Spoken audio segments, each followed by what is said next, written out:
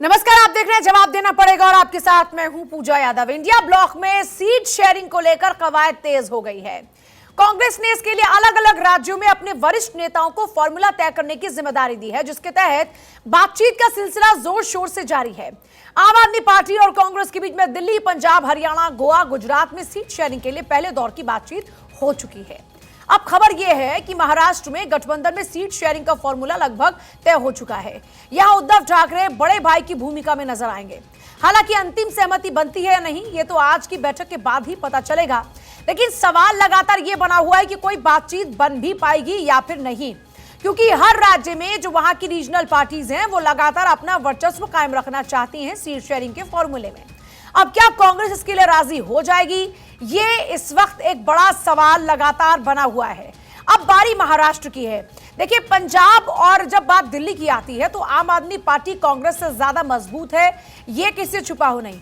एक और सच्चाई ये भी, और एक कड़वी सच्चाई है कांग्रेस के लिए, कि कांग्रेस का खात्मा कर दिल्ली, पंजाब में आम आदमी पार्टी ने खुद को मजबूती के साथ एस्टैब्लिश किया है और आज कांग्रेस का जो ज्यादा वोटर है वो आम आदमी पार्टी के पास है। इसीलिए आम आदमी पार्टी के जो यहां पर नेता हैं और जो कांग्रेस के नेता हैं वो आपस में बयानबाजियों में आप देखिए कभी गुरेज करते हुए नजर नहीं आती। अभी पिछली बार भी आपको याद होगा अलका लांबा का वो बयान, जिसमें उन्होंने कहा था कि दिल्ली में तो हम अकेले चुनाव लड़ेंगे। हालांकि उसके बाद ये बातें बदल गईं और फिर वही इंडिया गठबंधन के तहत बात आने लगी सामने की सीट शेयरिंग का फॉर्मूला तय हुआ नहीं। इससे पहले वहां की जो अपने नेता हैं, स्थानीय नेता, वही दावे अलग अलग किए जा रहे हैं। क्या ये सब कुछ कांग्रेस के राष्ट्रीय अध्यक्ष की सहमति से हो रहा है या फिर नहीं। इसी तरीके से अलग अलग राज्यों में आप टीएमसी को उठाकर देखिए तो टीएमसी शुरुआत में यह कहती है कि यहां पर तो मुकाबला बीजेपी वर्सेस टीएमसी का होगा। अब अगर पश्चिम बंगाल के अंदर मुकाबला टीएमसी वर्सेस बीजेपी होगा तो फिर कांग्रेस को वहां क्या सीट मिलेगी? एक भी नहीं। इसी तरीके से बाद में फिर बात सामने आती है कि टीएमसी कह रही कि ठीक है, आप 4-5 सीटें हम आपको दे सकते हैं, इतनी मात्र। कांग्रेस जो कि एक नेशनल पार्टी है, आज सवाल ये उठने लगा कि क्या वो दूसरे पायदान पर आ गई है कि अब उसे सबके साथ में बार्गेन करना पड़ रहा है। अच्छा, असल में इसकी एक वजह यह भी है कि कांग्रेस का जो परफॉर्मेंस रहा वो बहुत अच्छा नहीं रहा। अब 2019 की बात करते हैं तो BJP 23, Shivsena 18, NCP 4, Congress 1, AIMM 1, निर्दलीय 1। अब शिवसेना ने कहा कि जितनी सीटें हमने जीती हम उतना चाह रहे हैं। बिहार में भी सेम यही कि जितनी सीटें हमने जीती उतनी सीटें तो हमने अपने पास रखेंगे। 4 बैठकें देखिए अभी तक रही। नीतीश के अगुवाई में पहली बार बैठक हुई, तब ये तय हुआ कि शायद जो सीट शेयरिंग का फॉर्मूला तय हो जाएगा। यहाँ पर जो गठबंधन है उसमें संयोजक के तौर पर कौन नेता होगा वो तस्वीर सामने हो जाएगी। लेकिन एक हकीकत ये है कि इतनी बैठकों के बाद भी कशमकश की स्थिति बनी हुई है और यही कशमकश की स्थिति लगातार बार बार ये इंगित करती हुई नजर आती है कि इंडिया गठबंधन क्या परवान चढ़ भी पाएगा कि नहीं। ये कोई पहला मौका नहीं है जब तीसरा मोर्चा तो कभी इंडिया गठबंधन की बात चुनाव से पहले होने लगी हो। इससे पहले तीसरे मोर्चे का जिक्र खूब होता रहा, लेकिन तीसरा मोर्चा कभी परवान नहीं चढ़ पाया। ऐसे ही इस बार इंडिया गठबंधन के साथ क्या होने वाला है, ये एक बड़ा सवाल बना हुआ है, क्योंकि ये बात लोकतंत्र की है। इसलिए इंडिया गठबंधन के तमाम नेताओं के साथ बातचीत बेहद जरूरी हो जाती है कि आखिर आगे होने क्या वाला है। हमारे साथ में चर्चा के लिए अरविंद सिंह नेता बीजेपी, रत्नाकर सिंह कांग्रेस नेता, कंचन यादव प्रवक्ता आरजेडी, प्रोफेसर विनीत सिंह प्रवक्ता एलजेपीआर हमारे साथ में इस वक्त है। सभी का एक बार स्वागत है और शुरुआत कर रही हूं सबसे पहले रत्नाकर सिंह जी आपके साथ में। 4 दौर की बैठकें हुई लेकिन नतीजा कुछ नहीं निकला, नतीजा सिफर ही रहा। ना संयोजक तय हो पाया और ना ही सीट शेयरिंग का फॉर्मूला। जनता इंतजार कर रही है कि जरा विपक्षी गठबंधन ये बताए कि हमें क्या मिलने वाला है और क्या आप लोग आगे करने वाले हैं, क्योंकि वक्त बहुत ज्यादा है नहीं चुनाव में। पूजा जी देखिए, आज से पहले ये चर्चाएं हो रही थी कि क्या इंडिया गठबंधन बनेगा, क्या इंडिया गठबंधन के घटक दल जो है वो एक साथ चुनाव लड़ेंगे। आज से पहले ये चर्चाएं हो रही थी, लेकिन जिस तरह से आप देख रही हैं कि हम मीटिंग पे मीटिंग कर रहे हैं और सीटों का जो फाइनलाइजेशन करने के स्टेज पे हम पहुंच चुके हैं, तो वो प्रश्न जो है बेमानी हो गया जो मीडिया अभी तक पूछती आ रही थी। अभी भी ये प्रश्न बेमानी हो जाएगा जब हम सीट शेयरिंग पे एक कॉन्सेंसस बना लेंगे और एक सहमति बना लेंगे कि हम इतने सीटों पे इस राज्य में लड़ने जा रहे हैं। ये भी हम फॉर्मूला तय कर लेंगे। हमारे राज्य स्तरीय टीमें और केंद्रीय की जो टीमें हैं वो एक दूसरे से बात कर रही हैं और निश्चित रूप से हम अपने सीटों को बंटवारा करके और हम चुनाव मजबूती के साथ इंडिया गठबंधन के खिलाफ लड़ेंगे। रही बात कांग्रेस की, तो मैं आपको स्पष्ट तौर से बता दूं कि कांग्रेस जो है वह 250 ऐसी सीटें हैं जिसपे कांग्रेस अकेले भारतीय जनता पार्टी से फाइट करने वाली है। रही बात जो 9 राज्यों में जो गठबंधन जो हम कर रहे हैं, जिसमें उत्तर प्रदेश, बिहार, बंगाल, दिल्ली, पंजाब, महाराष्ट्र, केरल, तमिलनाडु और जम्मू कश्मीर है, इन 9 राज्यों में कांग्रेस पार्टी 100 सीट के लगभग जो है वह अपने उम्मीदवार खड़ा करेगी और उस पर हम सहमति बना लेंगे, हमें पूरी उम्मीद है। तो कहीं ना कहीं कांग्रेस पार्टी 350 के लगभग जो है वो लोकसभा के चुनाव में अपने कैंडिडेट खड़ा करेगी और इस बार भारी बहुमत के साथ देखिएगा किस तरह से कांग्रेस पार्टी गठबंधन के साथ मिलकर के और जो वोट बिखरे पड़े हैं वो एक साथ एकजुट होकर के हम भारतीय जनता पार्टी को हराने का और शिकस्त देने का काम करेंगे। जी, आप कह रहे हैं कि 9 राज्यों के अंदर आपको 100 सीटें मिल जाएंगी। कंचन यादव, क्या आप लोग तैयार हैं? कांग्रेस अगर 9 राज्यों में 100 सीटों की बात कर रही है तो एवरेज होगा कि एक राज्य के अंदर 9 से 10 या फिर किसी में हो सकता है कि ज्यादा और कम हो। तो क्या आप लोग इतनी सीटें कांग्रेस को देने के लिए तैयार हैं बिहार में? क्योंकि जहां तक मेरी जानकारी है बात 5 की हो रही थी कि 5 दे देंगे। देखिए पूजा जी, धन्यवाद प्रधानमंत्री नरेंद्र मोदी जी का कि अभी दिन में सपने देखने पर उन्होंने कोई टैक्स नहीं लगाया है। तो दिन में सपने भारतीय जनता पार्टी देख सकती है। पहले की इंडिया अलायंस का सारे पार्टियां एक साथ नहीं आ पाएंगी, एक प्लेटफॉर्म पे नहीं बैठ पाएंगी। पार्टियों ने बैठा, 4 मीटिंग की, फिर की संयोजक नहीं तय होगा। पार्टियों ने वो भी अपने में वार्तालाप कर रहे हैं, फिर बोले कि सीट शेयरिंग नहीं हो पाएगी, वो भी पूरा वार्तालाप चल रहा है और जल्दी ही नतीजा सामने होगा। तो कौन होगा संयोजक? सीट शेयरिंग की जनता को कुछ बता पाएंगे स्पष्ट रूप से कि कौन होगा संयोजक पार्टी का? आप लोग के पास सूत्रों के हवाले से बहुत खबर आती है, कोई सूत्रों का हवाला ढूंढ लीजिए और पता कर लीजिए कि कौन होगा संयोजक। रही बात हमने कहा इंडिया अलायंस का संयोजक कौन होगा, ये सारी पार्टियों के मत से आप हमारे प्रति जवाब दे नहीं, लेकिन जनता के प्रति तो जवाब दे है ना। नहीं, मैं जनता सुनिए कंचन यादव जी, मीडिया के ऊपर कटाक्ष करके तंज कस के कुछ नहीं होने वाला। जनता के समक्ष मजबूती से आपको बात रखनी होगी। आप हमें ढाल बनाकर बच सकते हैं खुद को, लेकिन सवालों से जनता के कब तक भागेंगे आप? आपको हम ढाल क्यों बनाना चाहेंगे? आप स्वतंत्र, ये ढाल बनाने की बात ही तो हुई कि आप कह रहे हैं कि सूत्रों के बारे से जानकारी आती है। सारी पार्टियां जो है जिस नाम से एग्री होंगी, जिस नाम का प्रस्ताव देंगी और उस पर चर्चा भी चल रही, फाइनल जल्दी ही आ जाएगा। तो रही बात सीट शेयरिंग की जो कह रही है, तो कांग्रेस और हर पॉलिटिकल पार्टी जो है वो अपनी अपनी कमेटी बना चुकी है। कौन से राज्य में कितनी सीट कांग्रेस को मिलेगी, कितनी सीट अन्य पार्टियों को मिलेगी, वो कमेटी गठित करेगी। वो कमेटी जो वो तय करेगी और उसका फॉर्मूला तय हो चुका है। मुझे जरा ये बताइए कि क्या ये पार्टी की ओर से बातें नहीं आ रही थी कि 17 बात हुई कि 17 रख लेंगे हम अपने पास आरजेडी और जेडीयू के, उसके बाद ये बात हुई कि 5 हम दे देंगे कांग्रेस को। क्या ये खबर झूठी है?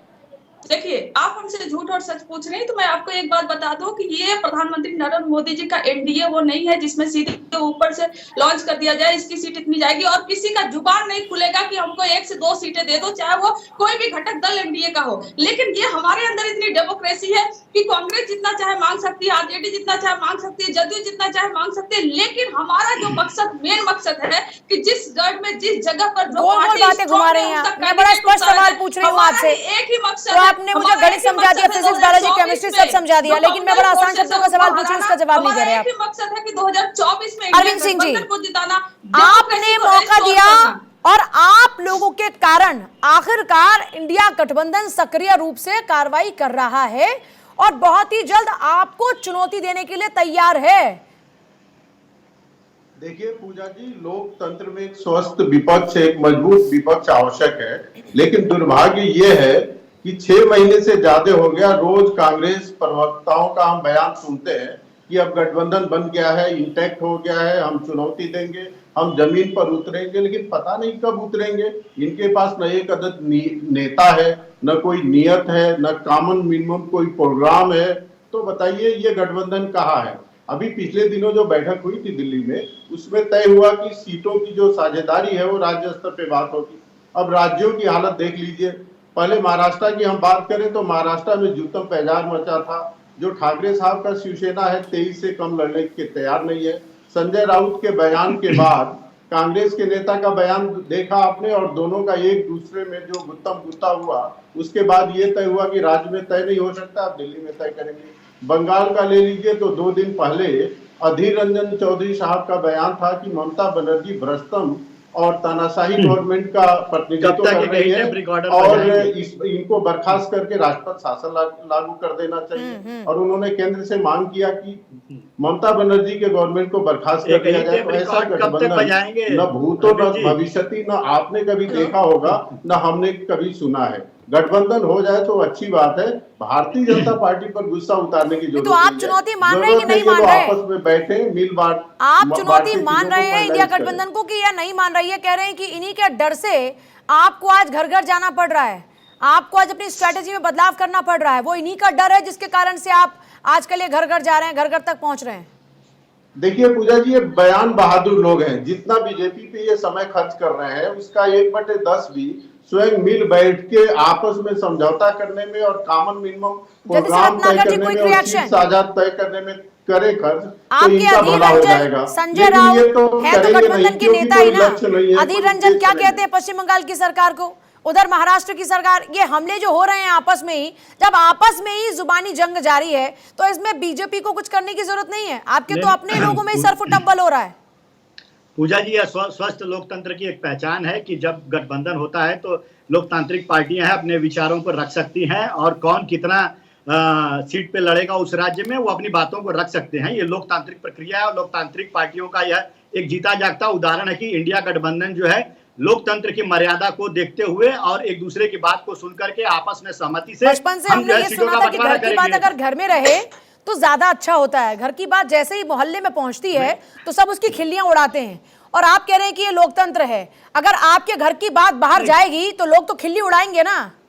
मौका तो आपके अपने लोग दे रहे हैं ना रत्नाकर जी। कौन लगाता है और झूठा प्रचार कौन करता है? आपके खुद के नेताओं की बयानबाजी कोई बाहर से आके थोड़ी बयानबाजी। अधीर रंजन कोई छोटी की बात कर रही है। अरे आप सुनिए कि ममता बनर्जी जो सरकार है, राज्यों में हमारी राज्यों में हम जो है पश्चिम बंगाल के खिलाफ लड़ते हैं विधानसभा का चुनाव, और हम एक दूसरे के खिलाफ बोलते हैं। आप दोनों के पास आ रही हूँ, बहुत देर से प्रोफेसर विनीत सिंह इंतजार कर रहे हैं। प्रोफेसर विनीत सिंह, ये प्रवक्ता आरजेडी की तरफ से आरोप लगाया गया कि एनडीए में होता हुआ कि ऊपर से आ गया फरमान और सबको लागू करना, सबको मानना पड़ता है, ये इंडिया गठबंधन में नहीं है। क्या जवाब है इसका? पूजा जी, सभी को नमस्कार। भाई, जो ये भानुमति या कुनबा है, हम लोग भी उस तिथि का इंतजार कर रहे हैं कि कब आप एकजुट हो जाएं, पर दिख नहीं रहा है। और जहां तक बात आप लोकतांत्रिक तरीके की बात कर रहे थे, तो उसको कहते हैं कि washing the dirty linen in public, अनर्गल भाषा, एक दूसरे पर दोषारोपण, क्या ये लोकतंत्र की परिभाषा है जो कि आपकी पार्टी परिचायक दे रही है या दिखा रही है? पूजा जी, ये बस कहने की बात है। अगर बात आप एनडीए की कर ले तो एनडीए में सही मायने में लोकतंत्र है। यहाँ पे हर किसी से पूछा जाता है कि आप कहाँ से जीत सकते हैं, कहाँ पे आपकी विनेबिलिटी कितने सीटों पे लड़ेंगे, ये जरा बता दीजिए विनीत जी। भाई आप कितने सीटों पे लड़ेंगे? आप अगर बता सकते हैं, आप सक्षम हैं, क्यों रहते हैं? हेल्दी डिस्कशन होगा ना वन बाय वन में। पूरी बात खत्म कर लेनी। जब आपने कहा तो हम चुप थे, बोलने तो हमको भी आता है। तो पूजा जी, लोकतंत्र ये नहीं है। यहाँ पे तो ये बताइए कि नीतीश कुमार जी ने कह दिया कि 16 सीट से ज्यादा एक सीट नहीं देंगे। अब राजद कह रही है कि 16 सीट पे हम भी लड़ेंगे, तो बचा क्या कांग्रेस और वाम दलों के लिए? कोई ये कह रहा है कि छुटभैया पार्टी है, कोई ये कह रहा है अखिलेश विकलेश है। ये सब बात भगवंत मान क्या कर रहे हैं कि एक चीज कांग्रेस बच्चे कहेंगे, तो ये बताता है। और सबसे महत्वपूर्ण बात पूजा जी ये है कि क्या बिहार देश की जनता इतनी बेवकूफ है जिनके अपने गठबंधन में इतना मारामारी चल रहा है, कोई स्थिरता नहीं है, क्या वो एक स्थिर सरकार दे पाएंगे? और मुकाबला किसके साथ है? माननीय प्रधानमंत्री मोदी जी के साथ। मैं लोजपा रामविलास से आता हूँ, चिराग पासवान जी हमारे नेता हैं, हमें मालूम है कि हमें कितना सीट मिलेगा और कहां से हम जीत सकते हैं। और ये बात हमने बता दिया है, उस बात पे सहमति भी हो जाएगी। यहाँ पे कोई किसी का मारामारी नहीं करता है। फिर आप आइएगा कि हाजीपुर पे क्या हुआ, तो लोकतंत्र इसको कहते हैं कि सलीके से अपनी बात रखा जाता है। कभी चाचा जी ने कुछ नहीं बोला, कभी हमने कुछ नहीं बोला, आपकी तरह अनर्गल और भद्दी भाषा का प्रयोग नहीं करते हैं। तो आने वाले समय में अभी ये कह रही थी पूजा जी आप कि भाई इनके कारण हम लोग घर घर जा रहे हैं। बिल्कुल आपने सही कहा, घर घर जा रहे हैं ये बताने के लिए कि भाई जनता समझ जाए कि ऐसे लोग बेवकूफ बनाने वाले फिर से आ गए हैं। कहीं आपको बरगला नहीं दिया जाए, भूल चूक से आप वोट मत दे दें इनको। इसलिए हम घर घर जा रहे हैं और आने वाला समय 2024 में 400 के पार बिल्कुल तय बात है। जी पूजा जी। रत्नाकर जी जवाब दीजिएगा इन बातों का। हाँ बिल्कुल बिल्कुल। देखिए अभी तो पहला प्रश्न मेरा जो मैं बीच में पूछा था, जरा मेरे भाई प्रवक्ता जो साथी प्रवक्ता बैठे हैं ये बता दें कि आपकी लोजपा कितने सीटों पे लड़ेगी और किन किन सीटों पे लड़ेगी। क्योंकि आपकी अभी तो अंदरूनी कह कलह दिया ही इतने आपको। चाचा और भतीजा में इतने कलह बढ़ गए हैं कि ये डिसाइड ही नहीं कर पा रहे हैं कि चाचा कहां से लड़ेंगे और भतीजा कहां से लड़ेंगे। और दूसरी चीज इन्होंने बहुत महत्वपूर्ण चीज कही कि हमारी लड़ाई मोदी के खिलाफ है। जी बिल्कुल आप गलत कह रहे हैं। हमारी लड़ाई कोई मोदी जी और व्यक्ति के खिलाफ नहीं है। हमारी लड़ाई जो है इस देश के संविधान को बचाने की लड़ाई है। हमारी लड़ाई लोकतंत्र को बचाने की लड़ाई है। जिस प्रकार से छोटी पार्टियों को खत्म करने की जो ठान रखी है भारतीय जनता पार्टी ने, ईडी और सीबीआई का दुरुपयोग करने की कोशिश कर रही है और लोगों का मुंह बंद करने की और जल्दी से लोकतंत्र को जल्दी से दबाने कोई की reaction, कोशिश कर जल्दी, रही है। जल्दी। निश्चित रूप से हमारी लड़ाई उनके खिलाफ है। अरविंद जी फिर आप ही के पास आ पूजा रहे जी हैं। जरा एक ये सेकंड बस। बताइए कि संविधान का कौन सा अनुच्छेद खतरे में है? जरा ये बताइए कि अरविंद केजरीवाल कितनी बार उन्होंने ईडी के समन पर नकारा है? अरे आप बड़े नेताओं को, आप बड़े नेताओं के किसी का बयान के आधार पे जेल में भेज देते हैं। अरविंद जी, कोई सबूत तो दिखाइए एक ना, सेकंड, अरविंद कोई जी। सबूत तो दिखाइए एक ना, सेकंड, अरविंद जी कुछ कहना कोई चाह रहे हैं, सबूत दिखा अरविंद जी। दीजिए किसी बयान के आधार पे जेल में एक सेकंड, दिखा अरविंद जी। देते हैं आप किसी को। बात करेंगे आप, कोई साक्ष्य रखे हैं आप, साक्ष्य दिखाकर किसी को जेल में डालिए। बयान के आधार अरविंद पे जी, लोगों को जेल में जल्दी डालने से का अरविंद क्या जी। देखिए पूजा जी, रत्नाकर जी को कहिए कि इंडी गठबंधन के नेता जेल में भी है और बार बार न्यायालय जाने के बाद भी न्यायालय जमानत देने को तैयार नहीं है। यदि रत्नाकर जी को पता नहीं है तो मैं बता देता हूं, संजय सिंह जेल में है, न्यायालय उनको जमानत देने से मना कर रहा है। सत्येंद्र जैन जेल में थे केवल और केवल मेडिकल बैकग्राउंड पे उनको जमानत मिला हुआ है। बीच में मत बोलिए आप। और मनीष सिसोदिया लोअर कोर्ट से लेकर सुप्रीम कोर्ट तक गए हैं, कई बार गए हैं और न्यायालय ने माना है कि पर्याप्त साक्ष्य है। और एक आपके गठबंधन की नेत्री बैठी हुई है, उनके सर्वोच्च नेता कोर्ट के द्वारा और एक नहीं अनेकों कोर्ट के द्वारा सजा याफ्ता है। तो इंडिया गठबंधन में बीजेपी कितने सीटें लड़ेगी और 38 जो दल बनाए हैं उस 38 दलों में कितने लोगों को कितना सीट देंगे और आप कितनी बार अभी तक मीटिंग कर चुके हैं, जरा ये बता दीजिए। नहीं पर और रत्नाकर जी इसमें एक सवाल है। रत्नाकर जी एक सेकंड, अरविंद जी एक सेकंड, कंचन जी फिर मैं उसके बाद आपके पास आ रही हूँ। रत्नाकर जी एक सवाल का जवाब दीजिए। रत्नाकर जी एक हकीकत तो ये है ना कि पिछली बार 2014 में 2019 में बीजेपी को किसी की आवश्यकता नहीं थी, उतना बहुमत प्राप्त था। रत्नाकर जी एक सेकंड, अरविंद जी, रत्नाकर जी एक सेकंड, रत्नाकर जी एक हकीकत तो ये है ना कि 2014 हो 2019 हो, एनडीए का कुनबा भले ही हो, लेकिन भारतीय जनता पार्टी के पास में उतना आंकड़ा था कि वो मजबूती के साथ, बहुमत के साथ अपनी सरकार बना सकती है। लेकिन इंडिया गठबंधन की बात करें, क्या कांग्रेस के पास में वो दमखम, वो ताकत है कि कांग्रेस अपने दम पर सरकार बना ले? कंपैरिजन की अगर सबसे ज्यादा राज किया कांग्रेस ने, सत्ता में सबसे ज्यादा काबिज रहने वाली कांग्रेस को अगर आज दूसरों का हाथ की जरूरत पड़ रही है, साथ की जरूरत पड़ रही है, तो क्या यह ना माना जाए कि कांग्रेस पहले के मुकाबले कमजोर हो चुकी है? वनस्पत पूजा जी, सत्ता किसी का परमानेंट बपौती नहीं होता है पूजा जी, और कोई परमानेंट यहाँ पे किसी को सिंहासन नहीं मिला हुआ है। यह जनता के हित में अगर काम करेंगे, जनता इनको चुनेगी। अगर जनता के हित में काम करेंगे, महंगाई और बेरोजगारी को चरम पे लाकर रख देंगे तो जनता इनको उखाड़ फेंकेगी। आज परिस्थिति ऐसी है कि न्यायपालिका में लोगों का भरोसा बढ़ गया है।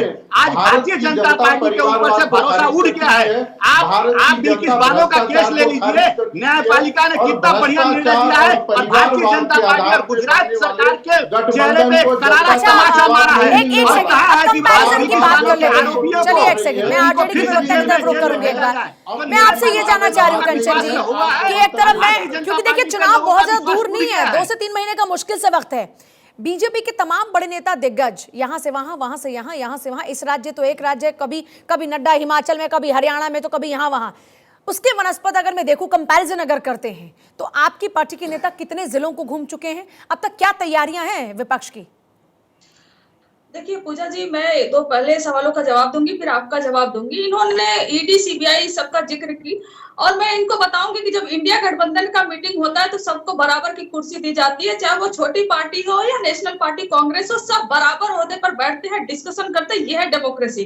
और एक जब एनडीए की मीटिंग होती है तो पता ही नहीं चलता कौन घटक दल कहाँ बैठा है, कुर्सी पर सिर्फ एक बैठे हैं, प्रधानमंत्री नरेंद्र मोदी जी। ये है इनको डेमोक्रेसी। सुन लीजिए सर, और दूसरा नहीं आप बीच में नहीं बोलेंगे, मैं आपके बीच में नहीं बोली और मुझे न्यायालय पसंद ने भी नहीं कहा है। है कि लालू आप प्रसाद ईडी और सीबीआई की बात कर रहे हैं, और ईडी और सीबीआई का केस बता देते हैं, कुछ ऐसे भी 7-8 नाम गिना देते हैं जिनके पीछे ईडी और सीबीआई पड़ी थी। हिमंत बिस्व शर्मा केस हट गया बीजेपी की वॉशिंग मशीन में जाने के बाद, सुप्रीम अधिकारी, आप बताइए, जितेंद्र तिवारी, अपने पार्टी समझ नहीं आ रहा कि आप लोग अपनी रटी हुई स्क्रिप्ट लेकर आते हैं। मैं सवाल आपसे कुछ पूछ रही हूँ, आप लोग सवाल के जवाब में अपनी रटी रटाई स्क्रिप्ट को सुनाना शुरू कर देते हैं। क्यों? ये तो गलत तरीका हुआ ना। चलिए, मेरे पास वक्त नहीं, माफी चाहूंगी। बहुत शुक्रिया सभी का चर्चा में शामिल होने के लिए। लेकिन देखिए, ये लोकतंत्र है और लोकतंत्र में जनता निर्णायक भूमिका में होती है और जनता के प्रति हर किसी की, चाहे वो सत्ता पक्ष हो चाहे विपक्ष हो, सबकी जवाबदेही होती है। और अगर यूं ही रटी रटाई स्क्रिप्ट का ही जिक्र बार बार होता रहा तो फिर मुश्किल हो जाएगी और ये हर पार्टी को समझ लेना चाहिए।